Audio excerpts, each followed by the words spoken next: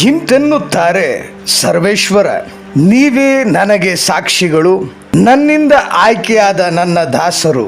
ಪ್ರವಾದಿ ಯೆಶಾಯರು ಬರೆದಂಥ ಗ್ರಂಥ 43ನೇ ಅಧ್ಯಾಯ 10ನೇ ವಾಕ್ಯ, ದೇವರ ಪರಿಶುದ್ಧ ವಾಕ್ಯ.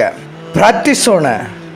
ಅದ್ಭುತ ಶಾಲಿಯಾದ ಯೇಸುವೆ, ನಾನು ಪುಟ್ಟ ಮಗುವಾಗಿದ್ದಾಗ ನನ್ನ ತಂದೆ ತಾಯಿ ನನಗೆ ಯೇಸುವೆ ನಿಜವಾದ ದೇವರು, ಯೇಸುವೆ ನಿಜ ರಕ್ಷಕರು ಎಂದು ನನಗೆ ತಿಳಿಸಿಕೊಟ್ಟಂತಹ ದಿನದಿಂದ ಈ ದಿನದವರೆವಿಗೂ ನೀವೇ ನನ್ನ ಜೀವವಾಗಿದ್ದೀರಿ.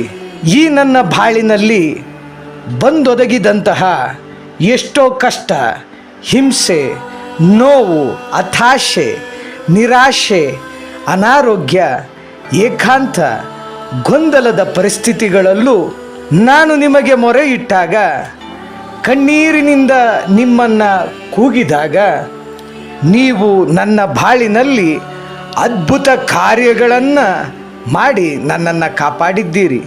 ಈ ದಿನ ನಾನು ನನ್ನ ಕುಟುಂಬದವರು ಬದುಕಿರುವುದು ಅದು ಅದ್ಭುತ ಶಾಲಿಯಾದ ಕ್ರಿಸ್ತೇಸುವಿನ ಕೃಪೆಯಿಂದ ಮಾತ್ರ.